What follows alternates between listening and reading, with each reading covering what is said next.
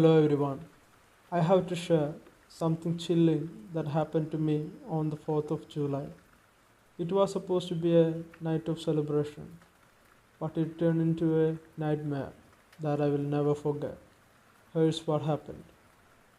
Last night, my friends and I decided to watch the fireworks from a different spot, a quiet hillside overlooking the city few minutes from our homes. The view was breathtaking as the sun dipped below the horizon, painting the sky in a shades of orange and purple. As the first firework burst into the sky, we cheered and clapped like everyone else. It was a perfect summer night, with the smell of barbecue and the sound of laughter filling the air. But then, as the show reached its peak, something strange caught my eye. A shadow moved in the trees at the edge of the hill, a silhouette that didn't quite belong. I squinted, trying to make out what it was. Maybe just a trick of the lights, I thought. But then the shadow moved again, more distinct this time, like a person standing perfectly still. I nudged my friend, Sam, and whispered, "Do you see that?" He followed my gaze and frowned. "Yeah, what is that, dude?" We watched in silence as the shadow shifted, as if it were watching us back. The fireworks continued to explode overhead, but my attention was fixed on the figure that's standing behind the trees.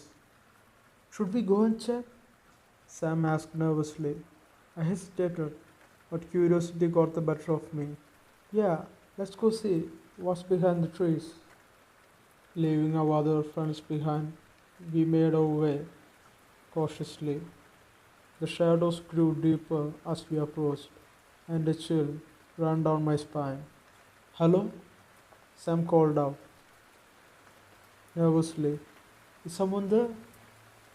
He continued to speak, but there was no response, just the distant cheers of the crowd and the crackling of fireworks. Then suddenly, the shadow moved very fast, darting deeper into the woods. Without thinking, we followed, stumbling over roots and fallen branches in the dim light. As we ventured deeper into the forest, the sound of celebration faded behind us. The air grew cooler, and the trees closed in around us like fingers closing around our throats.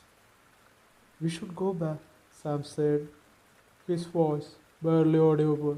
He was so scared. So am I. But I couldn't shake that feeling that we weren't meant to find whatever or whoever was out there. The shadow continued to elude us, slipping through underneath of the bush like smoke. Finally, we reached a small clearing. Moonlight filtered through the trees, casting an eerie shadow on the ground. And there, in the center of the clearing, was the figure we had been chasing. It was a woman, dressed in tattered clothes that hung loosely from her thin frame. Her hair was wild and tangled. Her eyes gleamed in the darkness. "Are you okay?" I asked cautiously, taking a step forward. She didn't reply, just stared at us with an intensity that sent shivers. Sam grabbed my arm, his finger digging into my skin. "We should go," he urged, his voice trembling. But before we could retreat, the woman finally spoke, a low, whispering sound that sent chills through the air. "They are coming," she rasped, her eyes darting nervously around the clearing. "Who's coming?" I asked, my heart pounding in my chest like never before.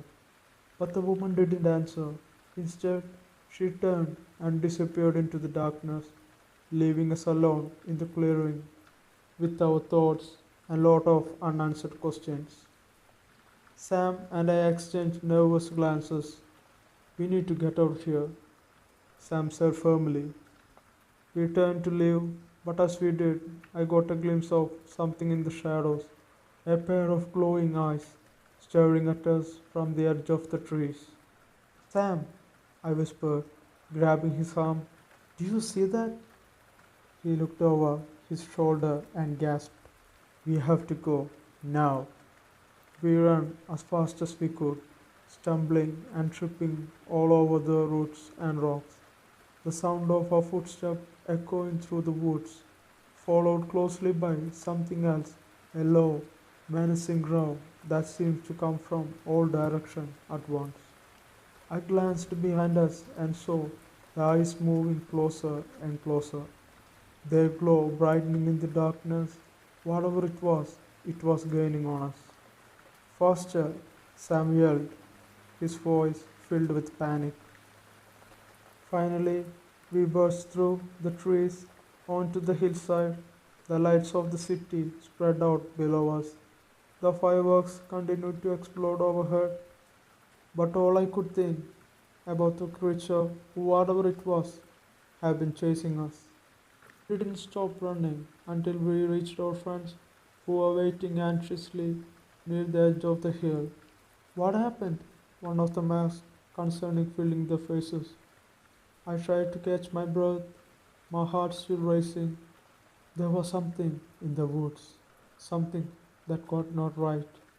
Sam nodded, his eyes wide with fear. We saw it, eyes glowing in the trees and watching us. Our friends exchanged worried glances, but before anyone could say anything, the firework came to a spectacular finale, lighting up the sky with bursts of color and light. But even as we watched the fireworks, I couldn't shake the feeling that we were being watched too. That whatever had been in the woods was still out there, lurking in the shadows. So, if you are out there celebrating this 4th of July, keep an eye on the shadows. You never knew what might be watching you from the darkness. This happened few years back on 4th of July. I was so excited to watch the fireworks with my friends, but what started as a fun night turned into a real life horror story. Here's what happened. Last night was supposed to be a blast, literally. My friends and I planned to meet up at the park for the annual 4th of July fireworks. The sky was clear and the air was buzzing with excitement as families gathered on blankets and lawn chairs. We arrived early to get a good spot near the lake where the fireworks were set to launch. The sun was start to setting. I could hear children laughing and music playing in the background. It felt like a perfect summer evening. As the dusk settled in, the first firework shot into the sky, exploding in bursts of color and light, the crowd cheering and howling, and I couldn't help but smile. It was magical, just like every 4th of July should be. But then, things took a dark turn. About halfway through the show, I noticed something odd in the distance. A figure standing alone near the edge of the woods, far away from the rest of the crowd. At first, I thought it was just someone enjoying the fireworks alone from a different vantage point. But as I watched, my unease grew. The figure was wearing all black, blending into the shadow of the trees. They weren't moving like the others, who were clapping and cheering with each burst of light. They were just standing there, watching. I tried to shake off the feeling of dread creeping over my spine and focus back on the fireworks. Maybe it was just my imagination, or it was some loner. But then the figure moved. They started walking towards the edge of the lake, where families were gathered.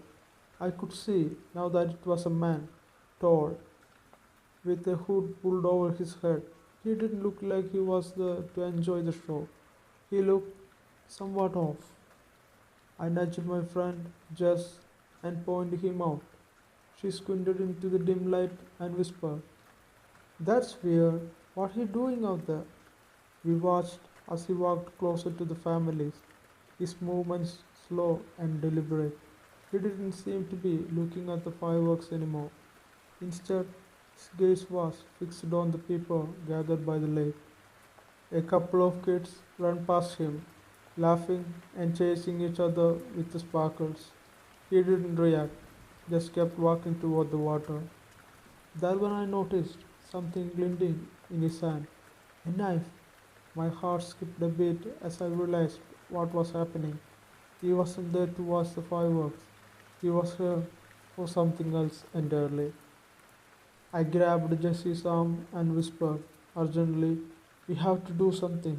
He got a knife." She gasped, her eyes wide with fear. "Oh my god, we need to tell someone." But before we could move, the man reached the edge of the lake and lunged toward a family sitting nearby. The parents were distracted by the fireworks, unaware of the danger approaching them. I screamed, but my voice was just lost in the explosion overhead. Jess and I sprinted towards the family, desperate to warn them before it was too late. "Watch out!" Jess yelled, waving her arms frantically.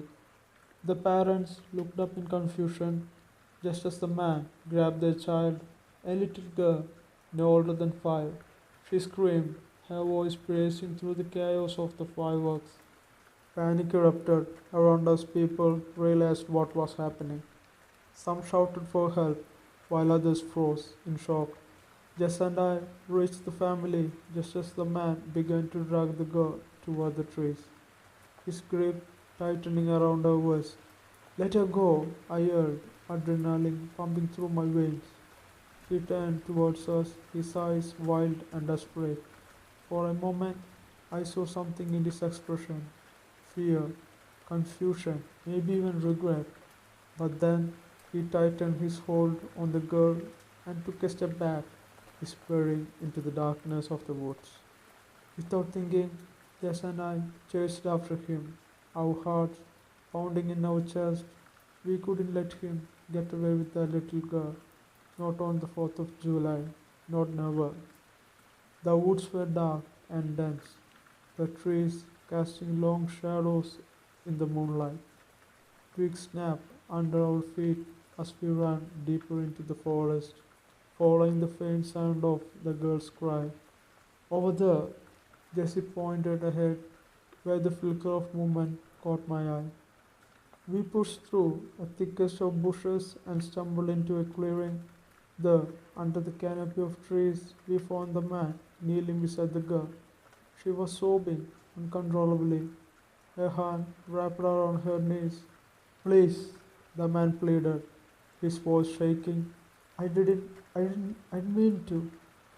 Jess and I exchanged a look, unsure of what to do next.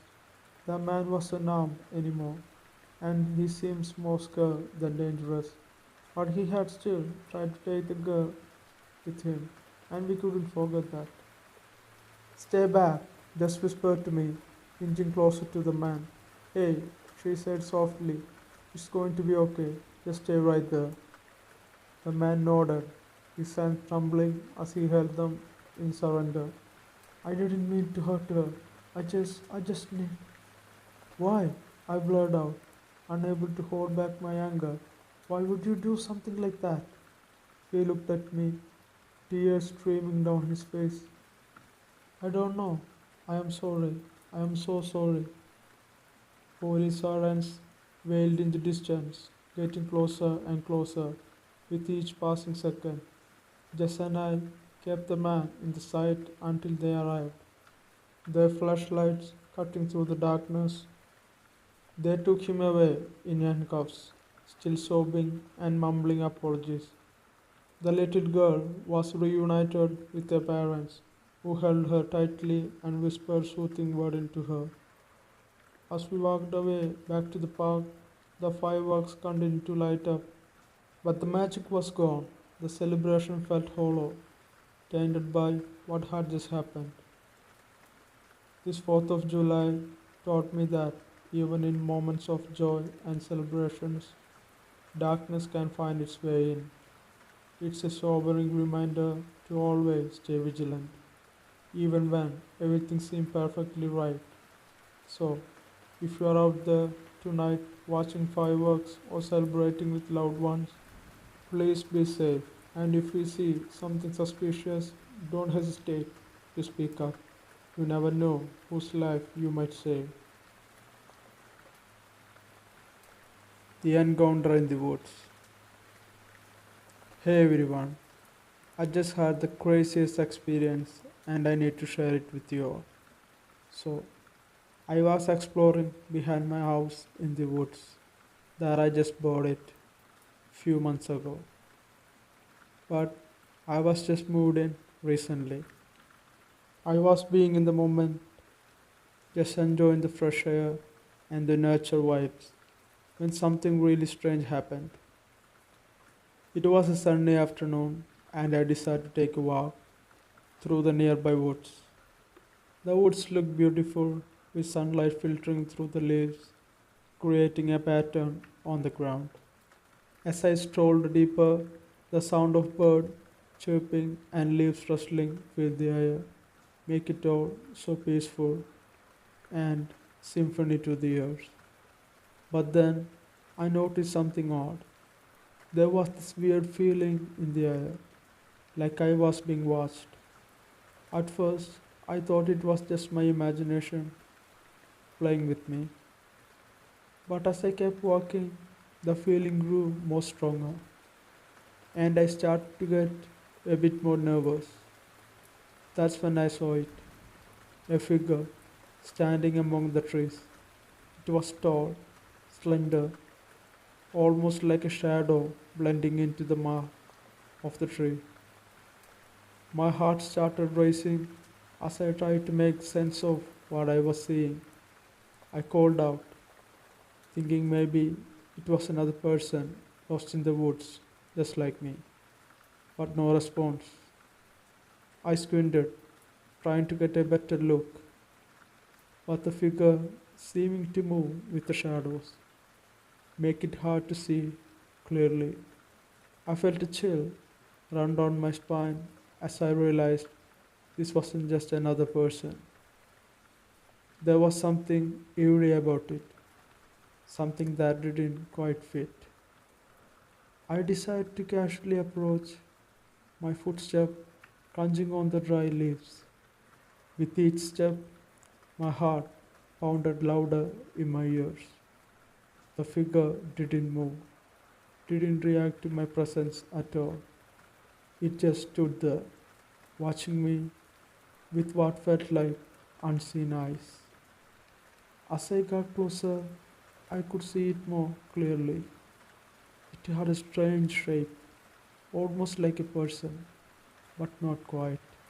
Its features were weird, not fitting at all, as if it was made of mist and shadows. I could feel a strange energy emanating from it, like static in the air before a thunderstorm. I mustered up all my courage and finally spoke again, asking if it needed any help or if it was lost. This time there was a faint whisper in the wind, almost like a response, but not quite. And I couldn't make out any words, whatever it said. Suddenly, without warning, the figure began to fade. It dissolved into the thin air like smoke, leaving behind an eerie silence in the woods. I stood there, completely baffled and a little scared, trying to comprehend what just happened right before my eyes. I hurried back home. My mind was racing with questions. What was the thing? Was it some kind of spirit? Or just a trick of the light? I couldn't shake the feeling that I had encountered something beyond my understanding, something that belonged to a realm I couldn't see. Now, as I sit here writing this, I can't help but wonder if anyone else has experienced something similar in the woods like this. It's a strange feeling knowing that there might be mysteries lurking just beyond our sight, waiting to be discovered. So, if you ever find yourself wandering in the woods behind your house or any other places, keep your senses sharp and your mind open. You may never know what you might encounter out there. It could be something straight out of a horror story, like my own eerie encounter with the unknown. This happened few years ago, and till this day, it's still baffled with my head. So, I was taking a walk in the really dense, thick forest near my town few years back when I was in my hometown. It was already getting late, and the sun was setting, casting an eerie shadow all around the woods. As I walked deeper into the forest, I started to feel this strange sensation, like someone or something was watching me. I tried to shake it off, thinking it was just imagination or something like that. But then I heard a rustling noise coming from behind a cluster of trees. I froze in my tracks, heart pounding in my chest. I couldn't see anyone or anything in there. But then the feeling of being watched grew more stronger and stronger. So I called out, "Hello, is anyone there?" But no response. Just the sound of leaves rustling in the gentle breeze. Then I decided to keep walking, trying to convince myself that it was all in my head. But then, suddenly, I saw it, a figure standing among the trees, barely visible in the fading light. My breath caught in my throat as I strained to make out any details. The figure was tall, cloaked in the shadows, making it hard to see more clearly. My heart raced as I debated whether to approach it or run away. Before I could decide, the figure spoke in a voice that I never heard before and after. "Lost, are we?" it said, the words echoing softly through the forest. I couldn't see its face, but the voice was calm, yet strangely unsettling. I managed to stammer out, I'm I'm just taking a walk.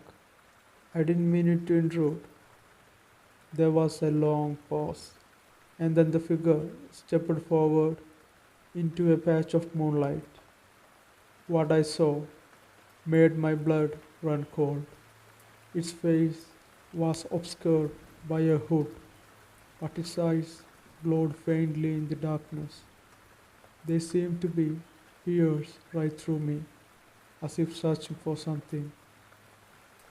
"You are brave to wander here alone," the figure said quietly. "Few venture into these woods at this time."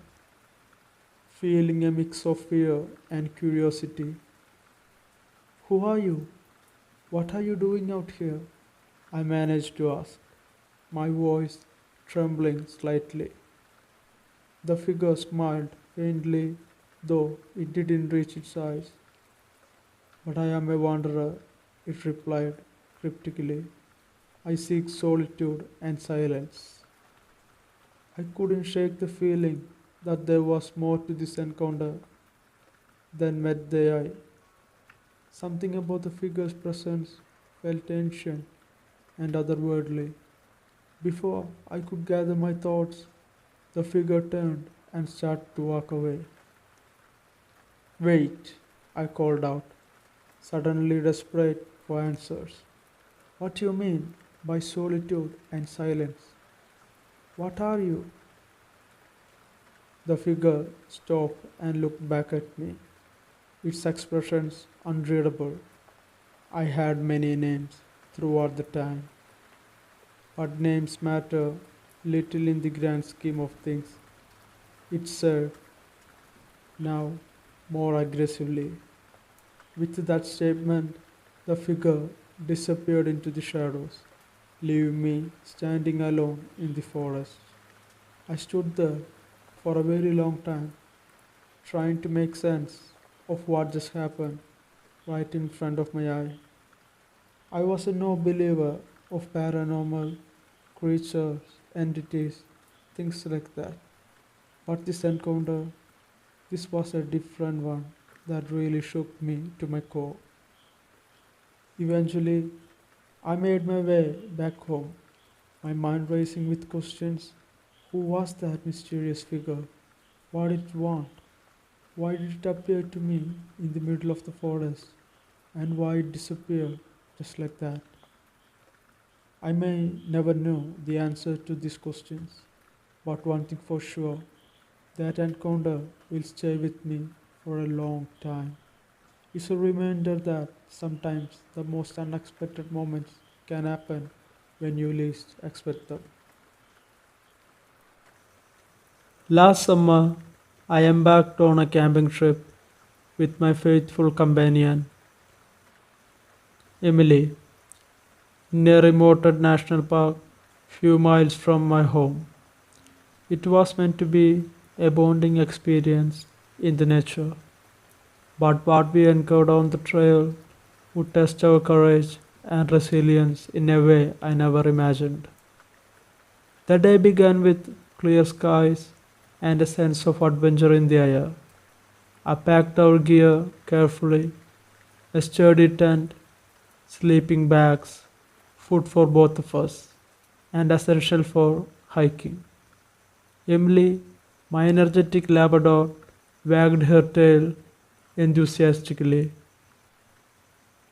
as if her sensed the upcoming adventure. So we started our journey. The drive was uneventful. Emily and I sat on our seats, listening to music and podcasts. Then we arrived at the trailhead early in the morning. The park was serene and teeming with life.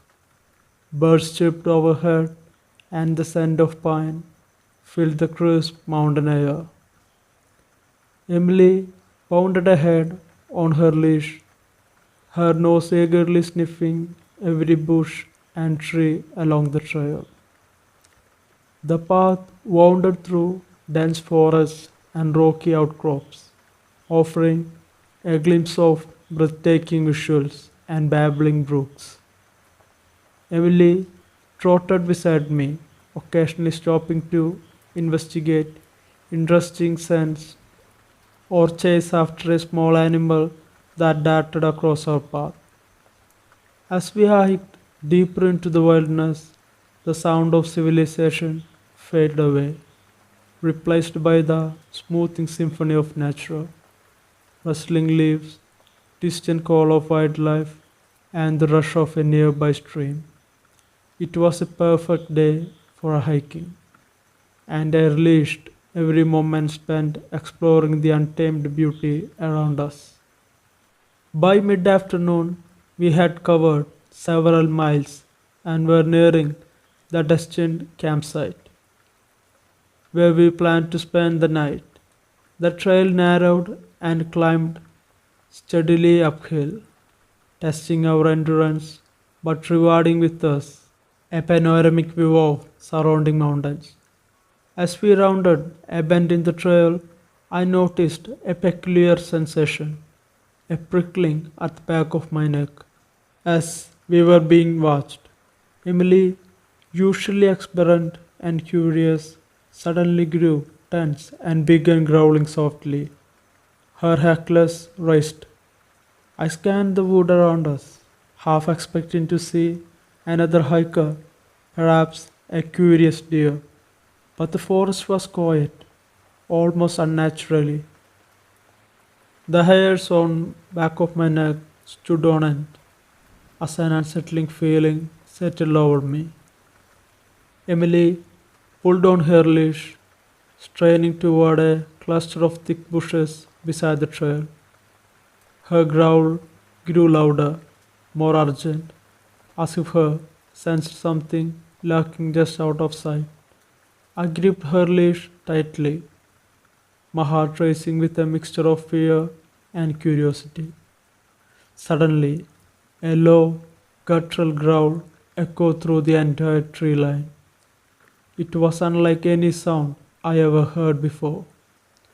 Deep, menacing, and filled with primal aggression. Emily barked loudly. Her protective instincts kicked into overdrive. My hand trembled as I reached for the flashlight clipped to my belt. With shaking hands, I flicked it on and aimed the beam toward the source of the growl. What I saw in there made my blood run cold. Emerging from the shadows was a creature unlike anything I had ever encountered before. It stood on its two behind legs like a man, but its body was covered in coarse fur, and its eyes glowed with an unnatural amber light. Its long limbs ended in a sharp claws that dug into the earth with each step. Emily lunged forward, barking ferociously at the creature. It responded with a primal roar that echoed through the entire forest. Shaking me to my core, I stumbled backward, heart pounding, struggling to comprehend the reality of what stood before us. In a split second decision, fueled by adrenaline, I unclipped Emily's leash, shouted for her to run. Hesitated for a moment, eyes locked on the creature before bolting down the trail towards safety. I turned and ran after her, my mind racing with fear and panic. Behind me, I could hear the creature crashing through the underbrush in the pursuit. Its heavy footsteps echoed through the woods, growing louder with each passing second. I pushed myself to run faster, branches whipping against my arms and legs as I navigated the harsh terrain. Emily's bark echoed ahead of me, guiding my frantic flight toward the safety of the campsite. The adrenaline coursing through my veins fueled my desperate sprint, but the creature's relentless pursuit kept me on the edge, my fear driving me forward with a primal instinct to survive. As I burst into the clearing of the campsite, relief washed over me like a wave. Emily was already there, panting heavily but unharmed. I collapsed beside her, gasping for breath, tears of fear and relief streaming down my cheeks. The campsite offered a small, safety feeling from the terror of the trail. I quickly set up the tent, building a fire, huddled close to Emily for comfort. The sound of the forest were no longer a smoothing symphony. It filled with dread and fear. Every rustle of the leaves, every snap of a twig sent my heart racing anew. We spent a restless night by the fire, listening for any signs of the creature's return. Emily remained vigilant, her ears perked and her senses on high alert, but thankfully the night passed without further incidents, and the first light of dawn brought a sense of safety. As morning broke over the campsite, I packed up our gear with trembling hands. The memories of our encounter with the unknown creature haunted me, leaving me shaken and weary of the wilderness that had once been source of joy and happiness. As we hiked back toward the trailhead, I couldn't shake the feeling that we had stumbled into something beyond our understanding. A creature of legend or myth lurking in the shadows of the national park. The experience had changed me, leaving me with a newfound respect for the untamed wild and lingering fear of the unknown.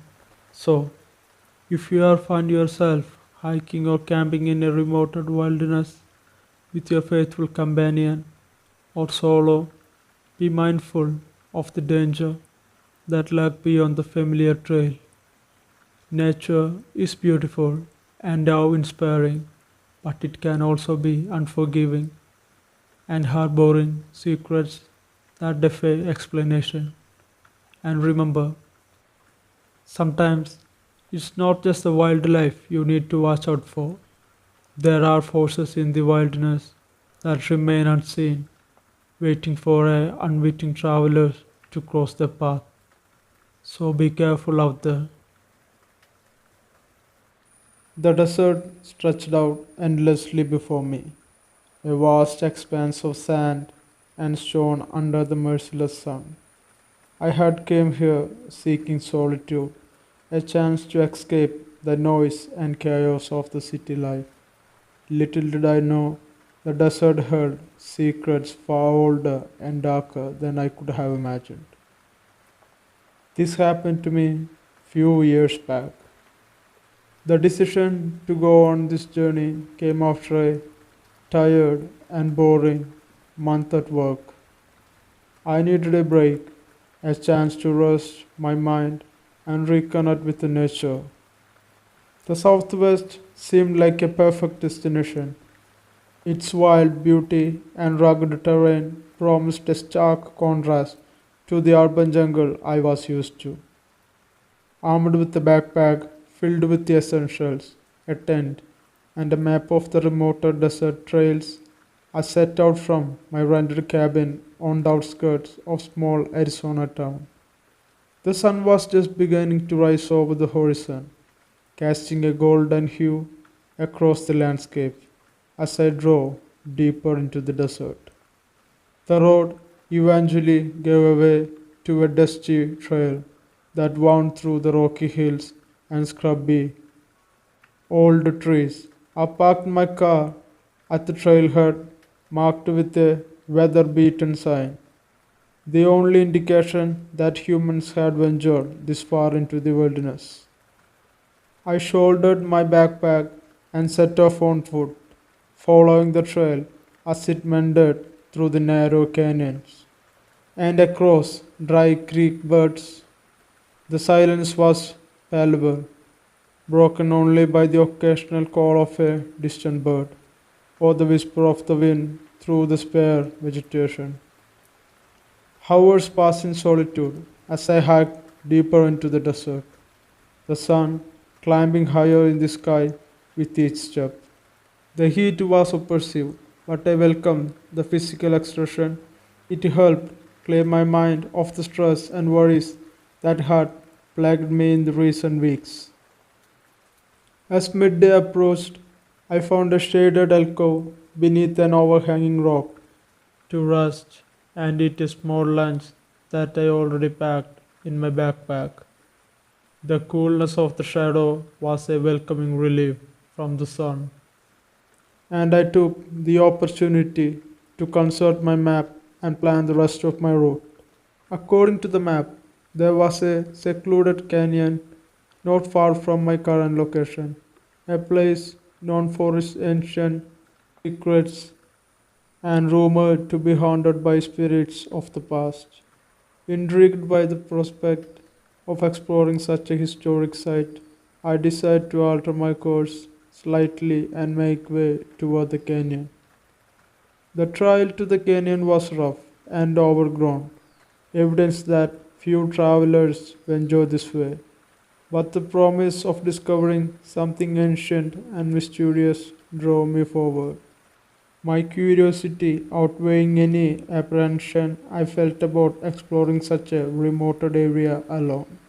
As I descended to the canyon, the temperature dropped noticeably, the rocks walls casting deep shadows that seemed to swallow the sunlight.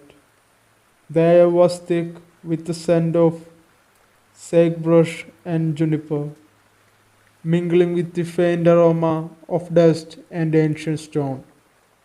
I followed the trail deeper into the canyon, the walls narrowing until they loomed overhead like ancient sentinels. Occasional glimpses of drawings on the canyon wall, ancient artwork left behind by the indigenous people who once called this land home.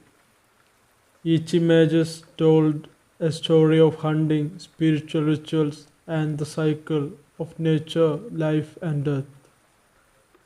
As I rounded a bend in the trail, the canyon opened up into a small clearing dotted with weathered boulders and twisted juniper trees. In the center of the clearing stood a cluster of rock formations, natural pillars that rose from the desert floor, looked like the remains of a forgotten civilization. It was here that I first sensed something amiss, a subtle shift in the air, a feeling of being watched from unseen eyes. I paused, my senses on high alert as I scanned the clearing for any sign of any movements. The desert seemed eerily still, as if holding its breath in anticipation. A low growl echoed through the canyon, sending a chill down my spine. It was a sound unlike anything I ever heard before, a primal, animalistic sound that seemed to reverberate through every rock beneath my feet. Instinct screamed at me to turn back and retreat to the safety of the trail, but curiosity held me rooted to the spot. A sudden movement caught my eye, a shadow fitting between the boulders at the edge of the clearing. I strained to see through the dappled light, my heart pounding in my chest. There, amidst the rock, stood a figure, a silhouette that seemed to be blent with the surrounding shadows. Its form shifting and indistinct. Fear gripped me as I realized what I was witnessing: a skinwalker, a creature of Navajo legend known for its ability to take any form of animals and human alike. I had heard tales of these beings, warning passed down through generations to those who dare to venture too far into the desert's embrace. The creature moved with an unnatural grace, its movements fluid and predatory. Its eyes gleamed with an otherworldly light, fixed on me with an intensity that made my blood run cold. I fumbled for the small knife tucked into my belt, its reassuring weight a stark reminder of my vulnerability in the face of such a creature. The skinwalker emitted another growl, louder this time, as if challenging my presence in its domain. I stood my ground, my hands trembling slightly as I held the knife in front of me like a talisman against the unknown. Sweat trickled down my spine despite the coolness of the canyon air, my senses overwhelmed by the primal fear that gripped me. Minutes stretched into eternity as we stared each other down, a silent standoff between human and beast. The skinwalker's form shimmered, then flickering between human and animal, a grotesque fusion of both that defied the law of nature. It seemed uncertain whether to approach or retreat, caught in the liminal space between curiosity and caution. I took a step backward, my eyes never leaving the creature before me. The skinwalker's gaze followed my movement, its expression unreadable yet filled with an ancient wisdom that transcended mortal understanding. The tension in the air was palpable, a charged silence that hung between us like a veil. With a final piercing stare, the skinwalker turned and melted back into the shadows from whence it came. Its departure was swift and silent, leaving behind only the echo of its growl and the lingering scent of desert sage. The clearing seemed to exhale in relief, the oppressive atmosphere dissipating like smoke on the wind. I stood there for a long while, my heart still racing and my mind reeling from the encounter. Eventually, I gathered my wits, and retraced my steps back to the main trail. Every rustle of the leaves and creak of branches sending fresh waves of apprehension through me. As I emerged from the canyon into the fading light of dusk, I couldn't shake the feeling that I had glimpsed something ancient and malevolent, a creature born of the wilderness itself, a testament to the untamed depth of the world we so often overlook. To this day, I carry the memory of that encounter like a shadow in the corner of my mind, a reminder that there are forces in the world that defy explanation, that lurk just beyond the edges of our understanding, waiting for the unwary to stray too close into their domain. And though I have returned to the desert many times since then, I tread lightly, always mindful of the unseen ISIS that watches from the shadows and whispered warning that linger in rustling leaves. So, if you ever going anywhere solo, be cautious. You don't know what rustling behind the bushes and watching you behind from a tree or a boulder. So be careful out there. Hey everyone, my name is Jacob. I am not usually one to believe in creepy stuff, but something happened to me recently that I cannot explain. It's changed my beliefs. Let me tell you about it. I am an accountant, so my days are usually spent crunching numbers in an office corner. Last weekend, I decided I need a break from the city grind. I packed up my tent and some food and headed out to a remote forest for a solo camping few miles from my home. The woods were dense and quiet, with only the rustling of leaves beneath my foot and the occasional bird songs that breaking the silence in the forest. The day one was pretty good. I hiked for a few miles and came back to my camp, prepared some food over the campfire I set. The first day passed very quietly and peacefully. But on the second night of my trip, things took a dark turn. I had just finished dinner and was sitting by the fire, enjoying the crackling warmth, when I heard a strange noise. It was like a mixture between growl and a whisper, coming from somewhere deeper into the woods. At first, I brushed it off. I thought maybe some animals searching for food or something like that. And I was deeper in the woods, so the occasional sounds are quite natural.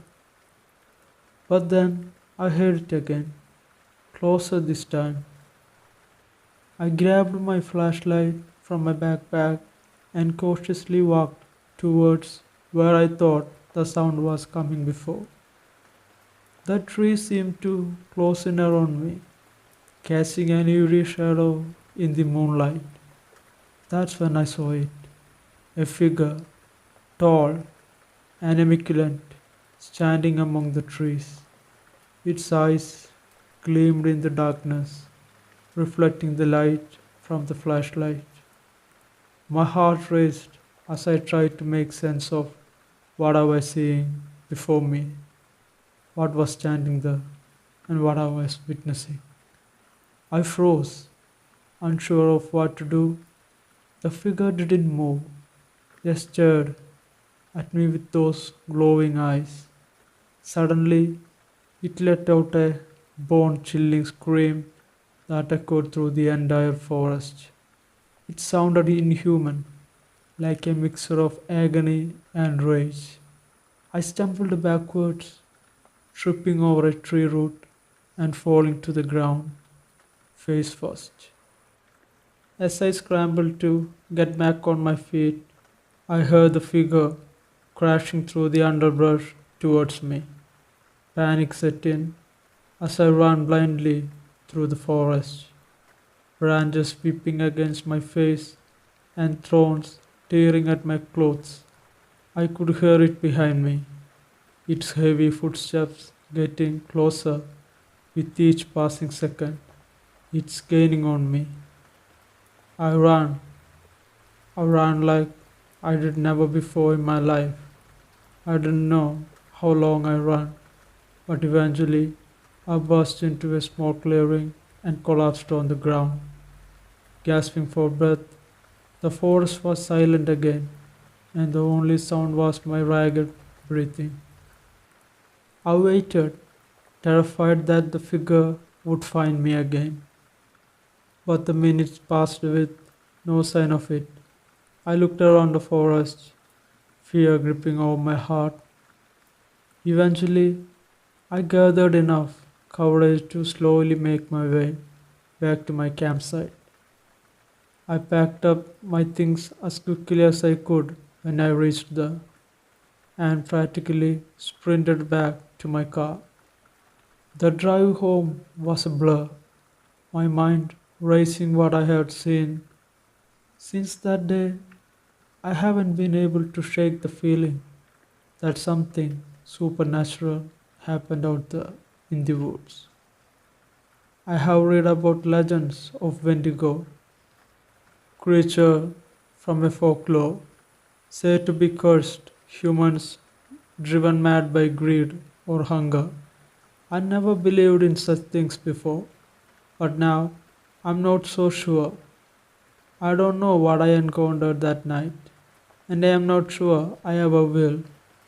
All I know is that I have become a believer in the unknown, and I will never forget the terror I felt in those woods. So, guys, if you ever going for a camping or hiking, whether you are a believer or not, be careful out there. You will never know what lurking in those dark shadows.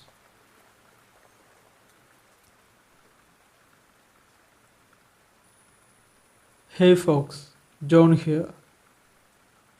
I have a wild experience that happened to me to share here. It was few years back. I love to go camping and solo hiking. I used to go whenever I get free time, and this happened on such a camping few years ago. I have always been a skeptic when it comes to creepy ghost stories and other folklores. But after what happened that night, I can deny the existence of things beyond our understanding. Let me share my experience. As a painter, I often find inspiration in the nature. So I decided to go camping and hiking often. I decided to take a painting trip to a secluded forest. The air was crisp, the trees towering overhead, and I felt a sense of peace as I set up my easel and started to work. It was on the third night of my stay that things got strange. I had just finished a painting of a serene lake when I heard a noise that made my blood run cold. It was a low, menacing growl, unlike any animal sound I ever heard before. I peered into the darkness, trying to make sense of it, but the forest remained completely still.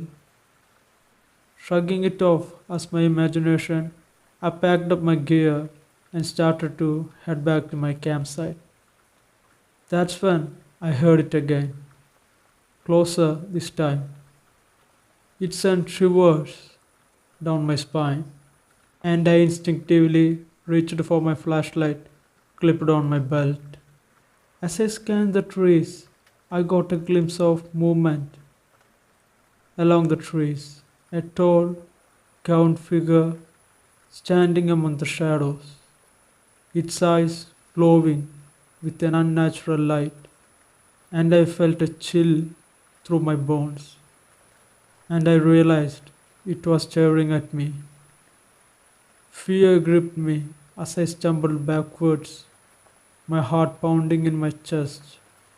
The figure let out a haunting wail that seemed to echo all around and filling me with dread. Without thinking, I turned and ran as fast as I can. As I sprinted through the underbrush, I could hear the figure crashing through the trees behind me, its footsteps gaining on me with each second. Panic set in as I pushed myself harder and harder, desperate to escape whatever horror was pursuing me. Finally, minutes, maybe half an hour of running, I bursted into a small patched area and lay down on the ground, breathing heavily. The forest fell silent again around me, and I strained to listen for any signs of the creature, but there was nothing, just me and the silent forest. Slowly and casually, I gathered my courage and made my way back. When I reached the campsite, it was all wreck. Something has gone through the campsite, destroying my stuffs. Without wasting any time, I packed up my belongings in a frenzy, not daring to look back into the darkness. Every rustle of leaves and snap of twigs made me jump along the way, convinced that the creature was still out there, watching and waiting for me. I drove home in a daze, my mind racing with questions. What had I seen in those woods? Could it be in a Wendigo, as some of the locals whispered about? I had always dismissed such stories as a folklore, but now I couldn't deny the possibility. Since that night, I haven't been able to shake the feeling that something supernatural crossed my path. I have been reading about Wendigos, cursed beings lurking in the wilderness. I never believed in such tales, but now I can help but wonder. Whatever it was that I encountered in those woods, it has changed me. I am no longer the skeptic once was. I now know that there are things in the woods that defy explanation, and I will never forget the terror I felt that night in the forest. Hi guys, I have been wanting to post this for a while now, but I never post anything on online until now. I am not one for ghost stories or paranormal stuff, but something happened to me a few years ago that I can quite explain to this day. I thought I had share it here and see if anyone else had similar experience. This happened back in 2018 when I was still in college. My friend Sam and I were looking for a summer rental since we had a few months off from school and wanted to escape the city. We found this old farmhouse on the outskirts of the town. It was pretty cheap for how big it was, and the pictures looked charming enough. Little did we know that there was a reason for the low rent. When we first arrived there, the place was beautiful in a creepy, nostalgic kind of way. It was a big two-story house with a wraparound porch, old wooden floors, and antique furniture. The kind of place you would see in a black and white movie. It had been vacant for quite a while, so it was dusty and needed some cleaning. But that was a part of the charm, right? We spent the first day cleaning it up, unpacking, and getting settled. Everything seemed fine just a bit eerie because how old the house was. The previous owner, Mr. Thompson, had passed away a few months before, and his family had put it up for rent. They were nice enough, but you could tell they were eager to get rid of this place. That first night, we were exhausted from moving all our stuff in and just wanted to crash. Sam went up to her room on the second floor, and I took the guest room on the main floor. Everything was quiet and peaceful until around 2 a.m. I woke up to the sound of footsteps coming from the upstairs hallway. I thought it was Sam, so I just went back to sleep, not giving any mind to it. But then the footsteps continued, and they were loud, like someone was walking back and forth. I got up to check on Sam, but her door was closed and there was no light coming from under it. I knocked a few times, and eventually she opened the door, looking confused.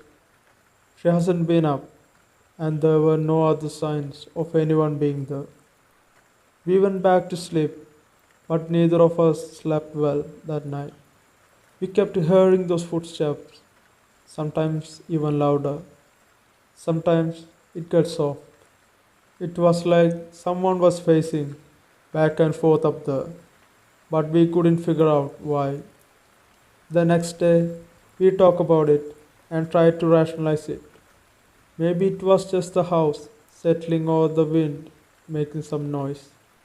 We didn't want to jump to ghost conclusions right away, so we tried to ignore it and went about our day. Over the next few weeks, things started to get stranger. It wasn't just footsteps. We heard door crack open and close by themselves. And sometimes we find things moved around. It was subtle stuff at first. A book out of its place, a chair shifted a little, but then it got more obvious. One night, I came home to find the lights in the kitchen flickering on and off, even though no one had been there.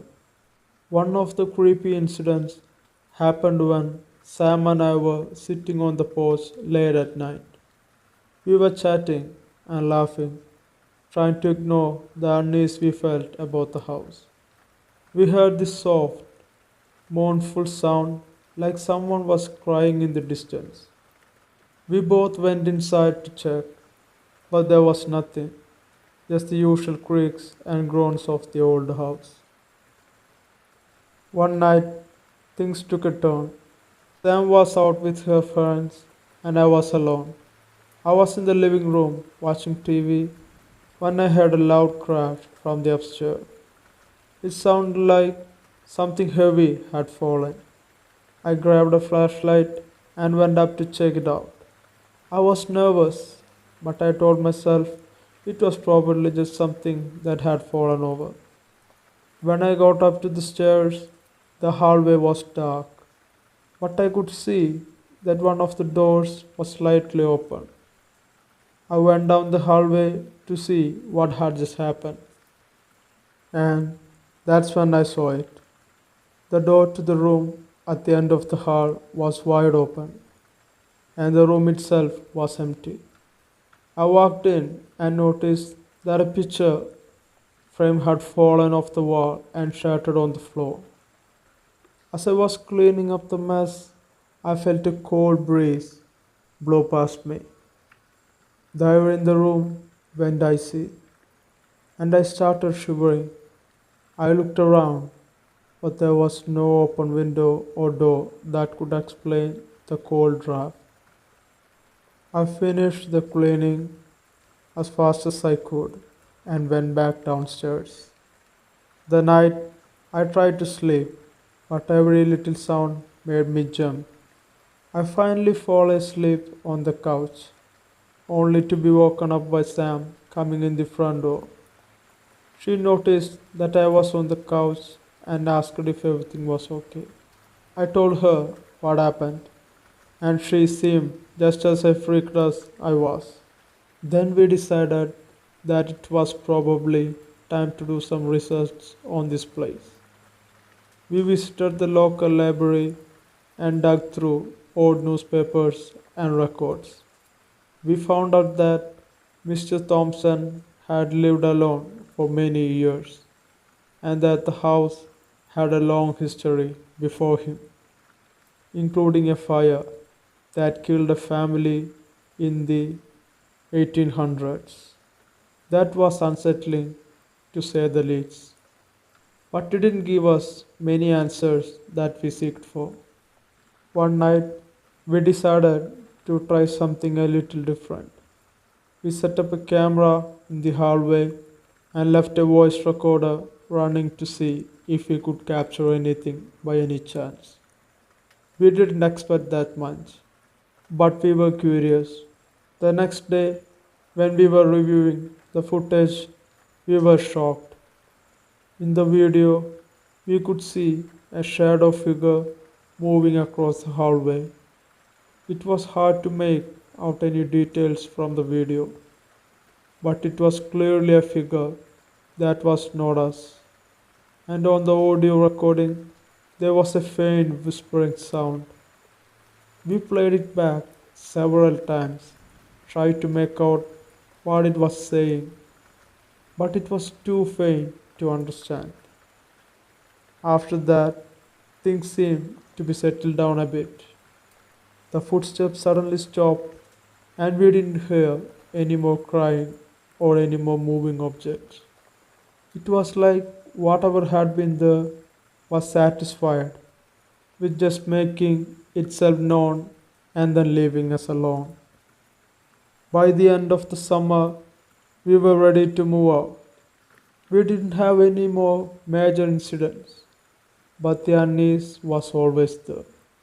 When we packed up our things, we couldn't shake the feeling that someone still watching us. To this day, I still wonder about the place. Was it really haunted, or we were just imagining things?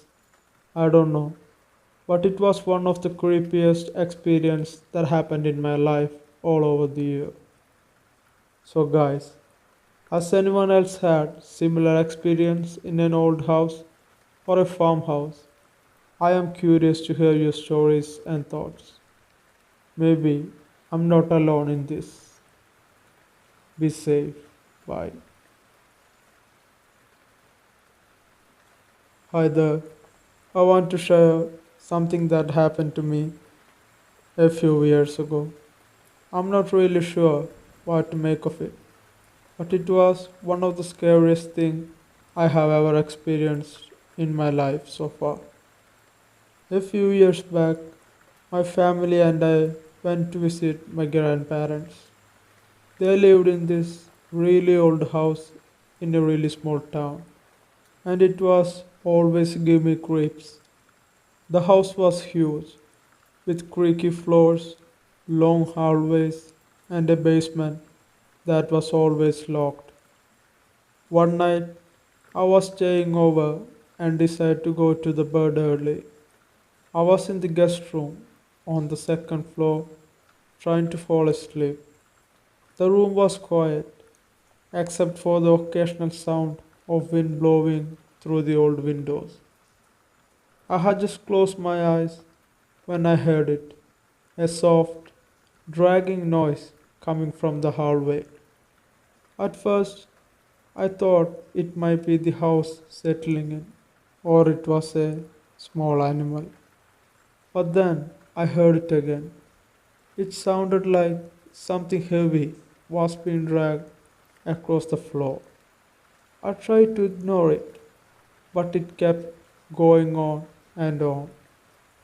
And it was like dragging was getting closer and closer to my door, then moving away again. I was too scared to get off the bed, so I just lay there, hoping it would stop. After a while, the noise stopped, and I tried to convince myself It was nothing. I even got up and checked the hallway, but there was nothing there. I went back to bed, but I couldn't shake that feeling I was being watched. The next morning, I was still pretty shaken up. I mentioned the noise to my grandma, and she got really quiet. She told me that she had heard similar noises before, but didn't want to worry us kids. She said she thought it was probably the house too. That night, I tried to sleep, but I was on the edge the whole time. Around midnight, I heard the dragging noise again, but this time it was even louder, more persistent. I could hear it moving up and down through the hallway, just like before. I wanted to go downstairs to see if someone was up, but I was too scared to leave the room, even my bed. Finally, I managed to fall asleep, and the next morning I was so relieved to get out of the house. I didn't tell my grandpa or my parents about the noises because I didn't want them to freak out. But I never been able to forget that night. I'm still thinking about it sometimes and wonder what that noise was. Was it just an old house making noises, or was something there more sinister going on? I guess I will never know, but it was definitely an experience I wouldn't forget. Has anyone else had similar experience in an old house? I am curious to know if there an explanation for these kind of things, or if I was just imagining things from the thin air. I want to share something really scary that happened to me recently.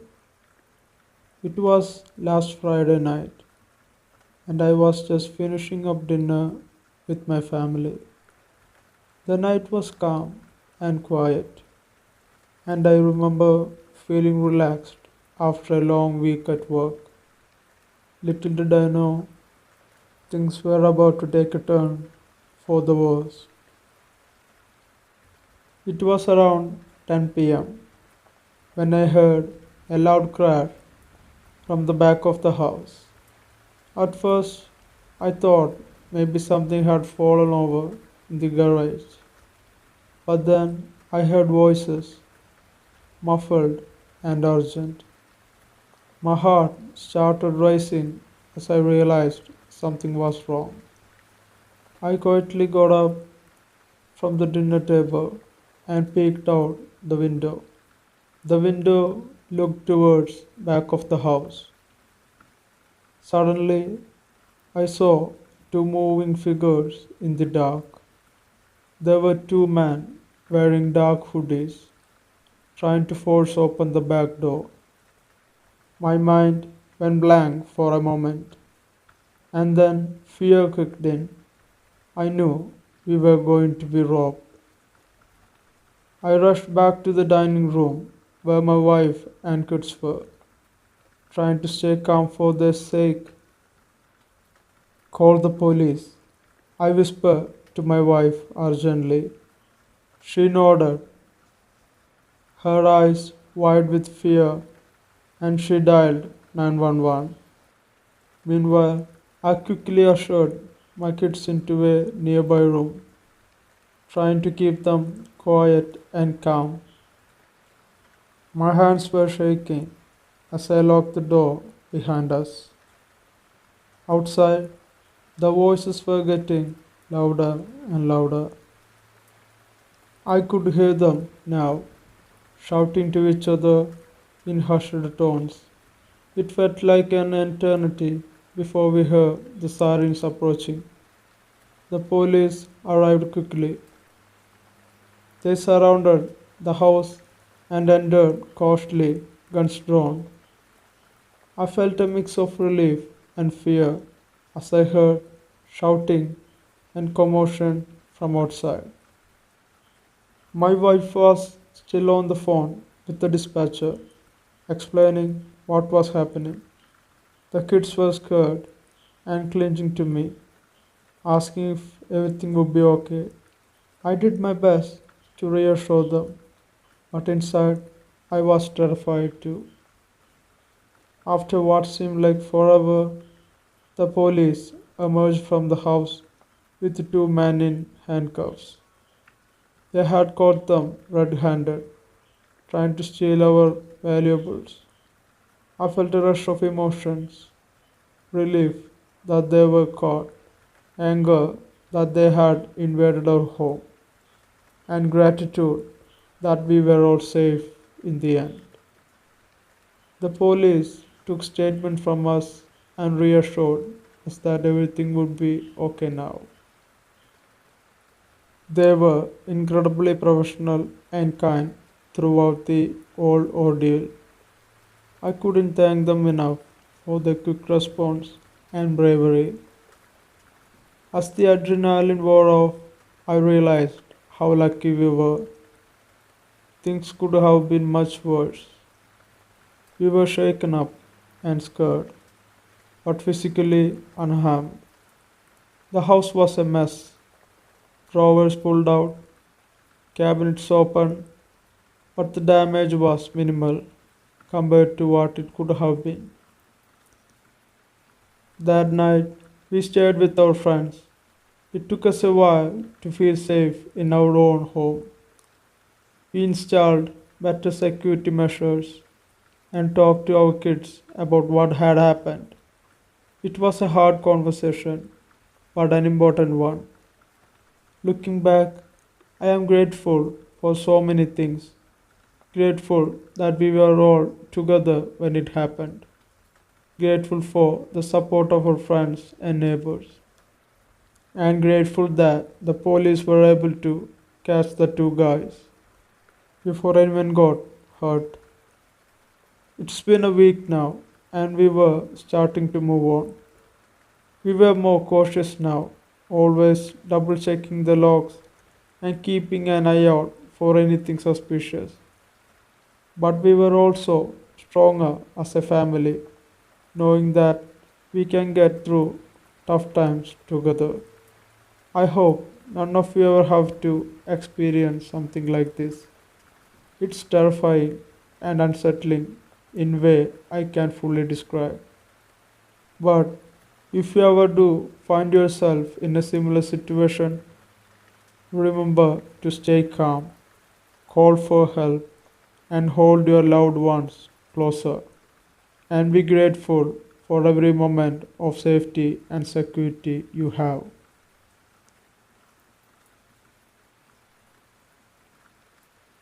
This experience happened to me and my partner.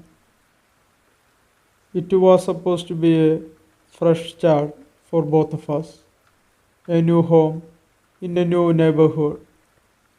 But what began as a excitement quickly turned into a harrowing experience that forced us to reconsider our choices. My partner and I had just moved into our new home on a sunny Saturday morning. The neighborhood seemed quiet enough during the day, with families out walking their dogs and children playing in nearby yards. We were optimistic about our decision, eager to settle in into our first home together.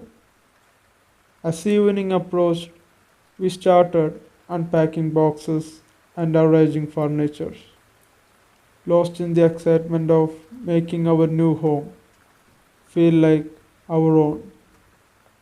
The sun dipped below the horizon, casting a long shadows across our street. That's when we began to notice subtle signs that was not as idyllic as it seems. We shrugged it off and went back to our unpacking. After a while of unpacking things and moving furniture, we were quite tired. We both took a bath and sit down for our dinner. Around 9 p.m., we heard raised voices coming from the street outside.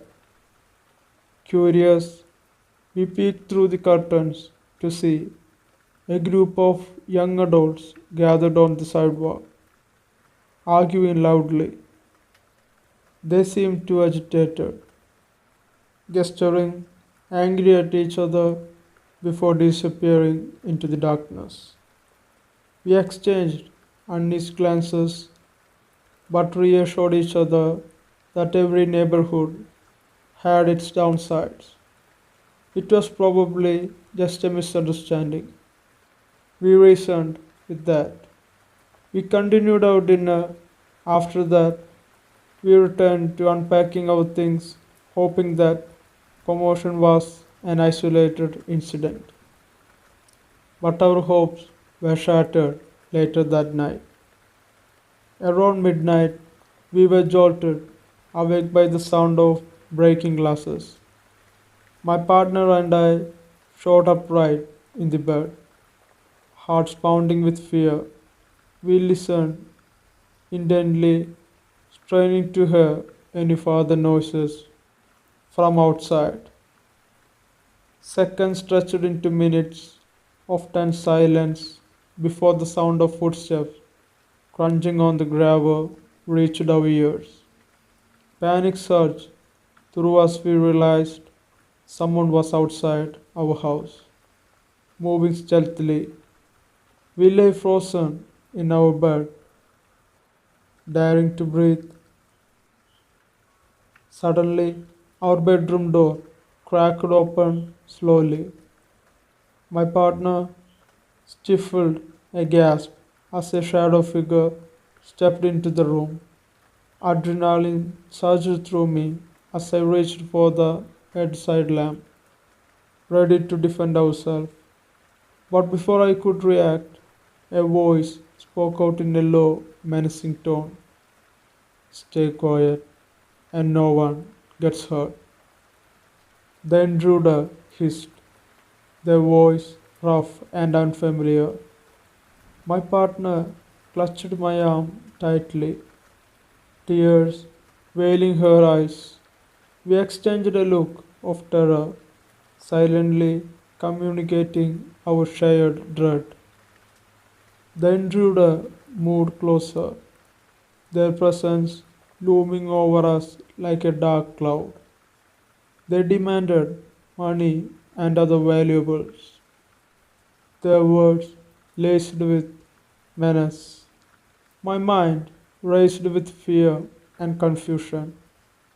How had our dream of a new home turned into a nightmare so quickly?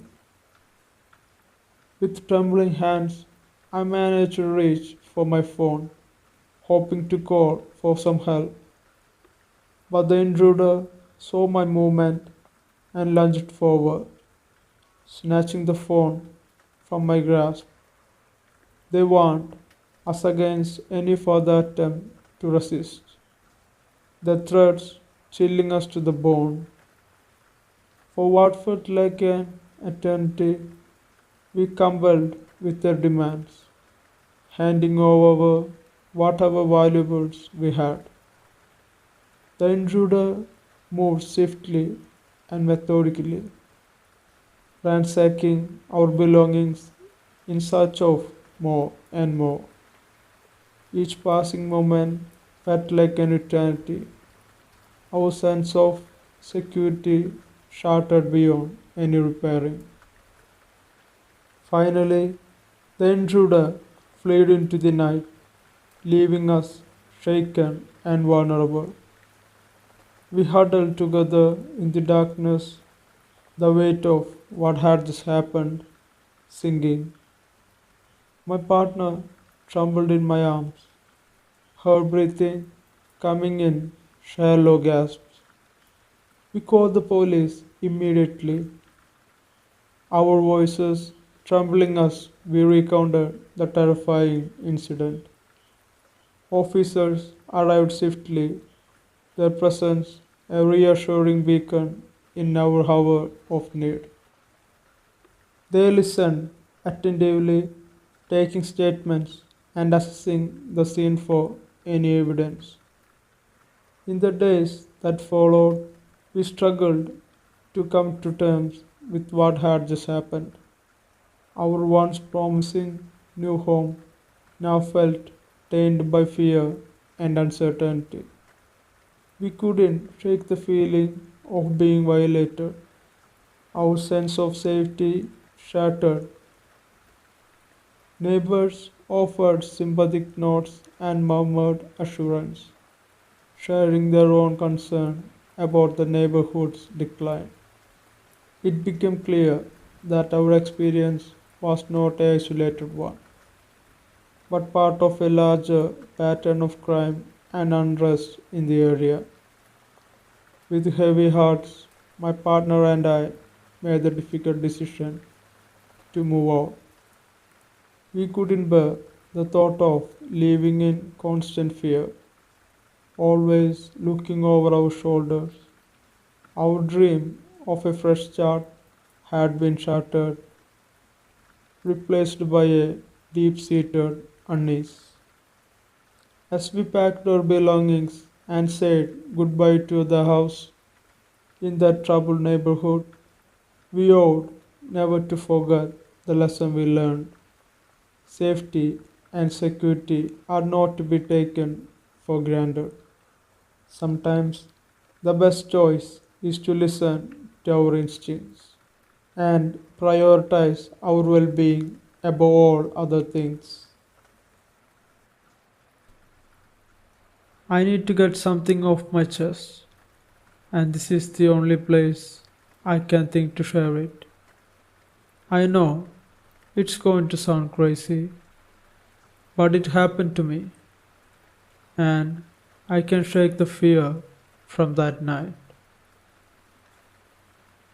A few months ago, I decided to take a solo camping trip to a remote forest near northern New Mexico. I had heard about this place from an old travel blog. Deep woods, no cell service, a few miles from the nearest town.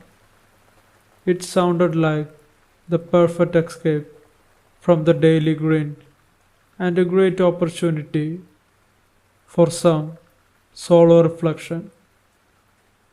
I drove out there on a Friday afternoon. The forest growing denser the farther I went. The road was gravel and twisted through the trees, with barely enough room for one car. I finally reached the small, overgrown clearing where I planned to camp for the night. It was the kind of place that felt untouched by time. Ancient trees, the smell of pine, and a profound silence. I set up my tent and made a small fire. The forest was quiet, save for the occasional rustling of leaves and a distant call of some bird. It was serene, but there was an undercurrent of unease that I couldn't quite place. The sunlight faded quickly, and as dusk fell, the forest seemed to come alive, but in a different way. As darkness settled in, I hear the first strange noise, a faint whisper carried by the wind. I couldn't make out any words, but it was like someone was murmuring just out of sight. I brushed it off as the wind moving through trees, though there was something unsettling about it. I sat by the fire, trying to ignore the creeping sensation that I wasn't alone. The whispers continued, growing a little louder and more persistent. They seemed to drift around the campsite, like shadows moving just beyond the edge of the firelight. Then came the noises from the forest, soft, dragging sounds that seemed to move closer, then retreat, only to return again. The noises were irregular and unsettling too, like the shuffling of feet or the dragging of a heavy object. I tried to ignore the sound, focusing on the fire and the comfort it brought. But as the night went on, the noises grew more intense. I could hear the whispers more clearly now, though they still seemed unintelligible and distant. The dragging sounds became more frequent, more pronounced. So I decided to investigate. I grabbed my flashlight and ventured into the darkness. The beam cutting through the thick shadows. The forest was unweariedly quiet. As I walked, the sound of the fire fading behind me. I was deep in the woods now, the trees towering above and the darkness swallowing the light. The whispers grew louder as I walked, though I still couldn't make out any words from it. It was like a chorus of hushed voices just beyond my hearing. I could feel my heart pounding in my chest as I moved forward, the beam of the flashlight revealing nothing but more trees and tangled underbrush. I stopped when I heard a new sound, a guttural growl coming from behind me. I spun around, the flashlight revealing nothing but darkness yet again. The growl was closer now, almost as if something was circling me. I started to head back to the campsite, the feeling of being followed growing more stronger and stronger. The growl grew more intense, a deep, menacing sound that seemed to echo through the tree line. I could hear something moving in the shadows, a presence just out of sight. When I reached the clearing, I saw it, a figure standing at the edge of the firelight. It was tall and thin, almost skeletal. Its skin was sickly grey, stretched tightly over its bones. Its eyes were black voids, reflecting the flickering flames of the fire. The figure was eerily still, watching me with an emptiness that sent chills down my spine. The whispers had stopped, replaced by an oppressive silence. The growl was now a low rumble, resonating from the darkness beyond the clearing. I backed away, my hands trembling as I fumbled for my flashlight. I tried to shine my flashlight towards the figure, but the light seemed to dissipate in the void of its gaze. The figure remained motionless, a dark, menacing presence that seemed to grow more threatening with every second passing by. Then the whispers started again, but they were no longer distant. They were right in my ears. The voices were clear now, and they were saying my name. Come to us, they whispered. Come and see. I was paralyzed with fear, unable to move or look away from the figure.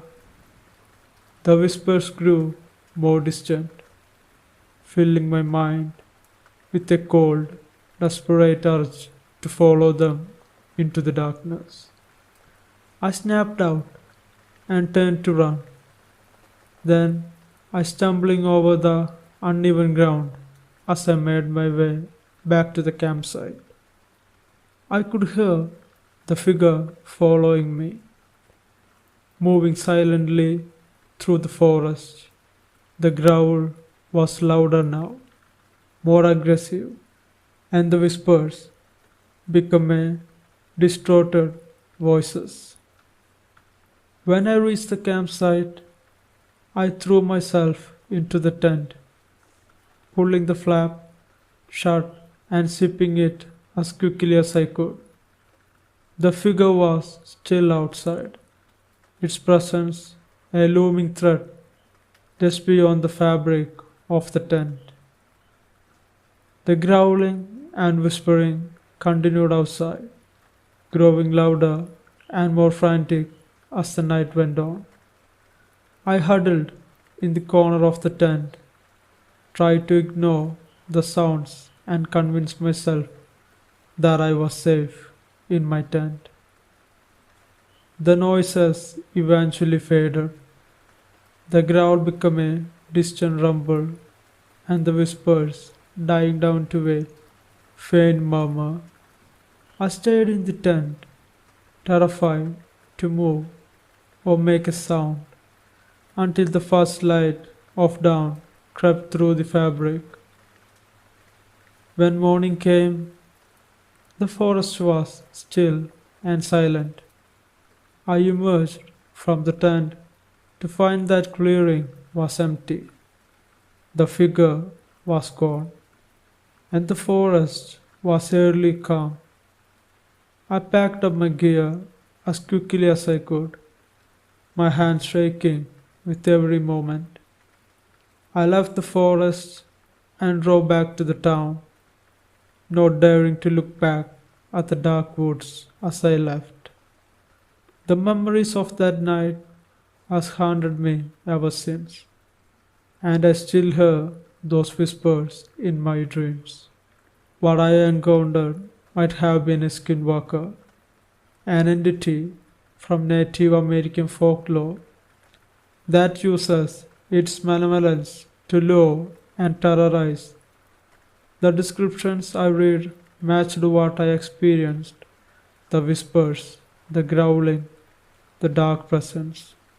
I haven't been camping since that night, and I don't know if I ever will be. The forest holds a darkness that I can't ignore, and the memories of that night are a constant reminder of what lurks in the shadows. If anyone here has experienced something similar or know more about skinwalkers, I'd love to hear from you. I'm still trying to understand what happened and why it happened to me. So, be safe out there. I have been debating whether to post this for a while now, but I feel like it's time to share my story. I am hoping someone out there can relate or offer some insight. This is a long one, so grab a drink and settle in. It's a story about something that happened to me and my family in my grandparents' old house. To give you some context, my grandparents' house is in a small town in the Midwest. It's an old two-story farmhouse that has been family house for generations. The house has always had this slightly eerie feeling to it, but I never thought much of it until the summer I turned 15. That summer changed everything for me. My parents were going through a rough patch, and they decided it would be best for me to spend some time with my grandparents. I was a typical teenager, so I wasn't thrilled about being away from my friends, but I agreed anyway. Little did I know that summer would be one of the most terrifying experiences of my life. I arrived at my grandparents' house on a sweltering July afternoon. The heat seemed to hang in the air, making the old farmhouse feel even more hot. My grandparents greeted me warmly, and after a brief chat, they showed me to the guest room on the second floor. The room was cozy, but had this lingering, musty smell that I couldn't quite place. My grandmother explained that it used to be my mother's room when she was a child. I thought it was a bit odd, but I shrugged it off. I unpacked my bag and tried to get comfortable, but the heat made me restless. That night, as I tried to get some sleep, I heard what sounded like footsteps coming from the hallway. I figured it was just the house settling, so I tried to ignore it and focus on the noises of the crickets outside my bedroom window. But the footsteps keep coming and going, and I couldn't shake the feeling that someone or something was walking back and forth just outside my room. Eventually, I got up and peeked into the hallway, but there was no one there. I thought maybe it was my imagination or that my grandparents were moving around in the downstairs or something. Then I went back to the bed, but I didn't sleep well. Every creak of the floorboard made me jump, and I kept staring at the shadows on the walls. Over the next few days, things started to get even weirder. The first incident happened in the kitchen. I was alone, making myself a sandwich. I heard a distinct, loud bang coming from the pantry. I thought maybe a can had fallen off the shelf or something like. So I went over to check. But when I opened the pantry door, there was nothing out of place. I shrugged it off, but the unease was growing inside me. Another time, I was sitting in the living room reading a book when I saw a shadow move across the room. I looked up, but there was no one there. I convinced myself it was just a trick of the light, but it left me feeling on the edge again. And one evening, I was watching the TV when I heard a soft, eerie whisper in my ear. It was so quiet that I thought I might have imagined it. But the hair on my back stood up. I looked around the room, but I saw nothing unusual. Things escalated when I discovered an old mirror in the attic. I have been exploring the house out of boredom, and I found the attic door hidden behind some old blankets. I climbed up the stairs and found the attic to be full of old furniture, dusty boxes, and lots of cobwebs. Among the items was this old, ornate mirror. It was covered with a white sheet, and when I pulled it off, I was struck by how old it looked. The frame was intricately carved with designs that seemed almost too detailed for a simple mirror. After spending some time in the attic, I came back to my room. That night, I was lying in the bed, trying to fall asleep, when I heard a noise coming from the attic. It sounded like something heavy walking on the floor. I was too scared to get up and check what it was, so I just pulled the cover over my head and tried to ignore it. The noise stopped after a while, but I couldn't sleep for the rest of the night. And the next day came. I mentioned the mirror to my grandparents. They seemed surprised and a bit uneasy when I described it. My grandfather said it was an old family heirloom and that it had been put away because it was broken. They didn't seem to want to talk about it much after that. Things really took a turn for the worse when I started having disturbing dreams. In my dreams, I was walking through the house, but it was different. Everything was darker and colder. I could see shadows moving in the corner of my vision, and I felt like I was being watched all the time. One particular night, I dreamed that I was standing in front of the mirror in the attic. I could see a figure standing behind me, but whenever I turned, no one was there. The figure was a dark silhouette, and though I couldn't see any details, I could feel its eyes on me. I woke up screaming and drenched in sweat, and I stood up for the entire night and didn't go back to sleep. By the end of the week, I was beyond freaked out.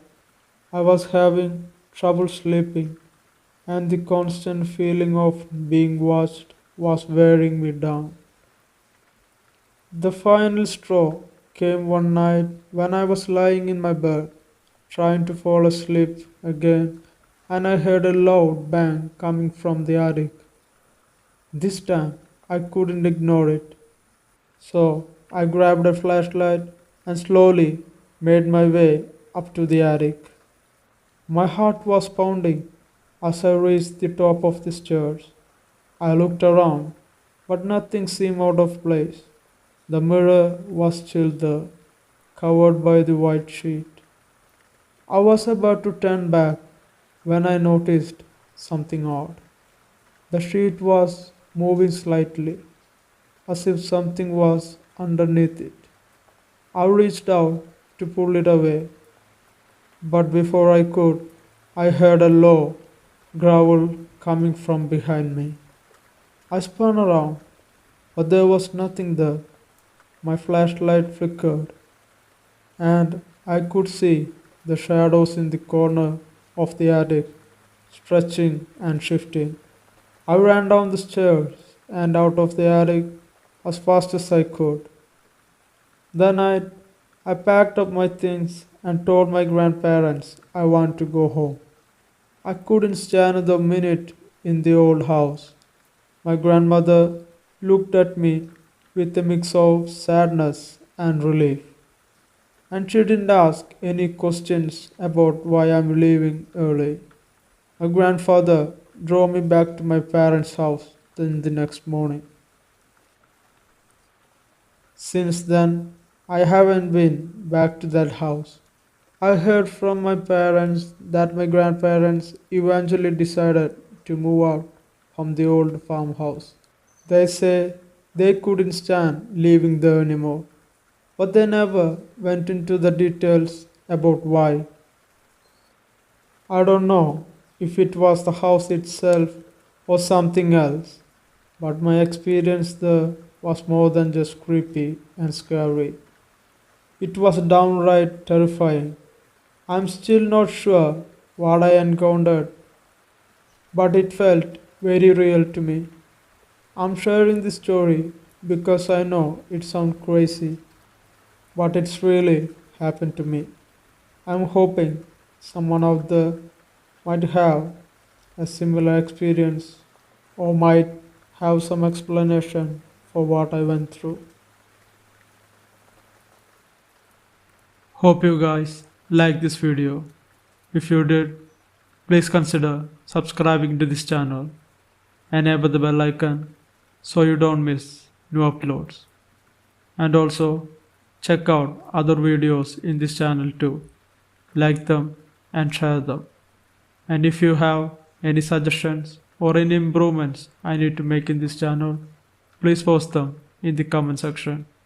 Till next time, this is Malayali Wendigo. Bye.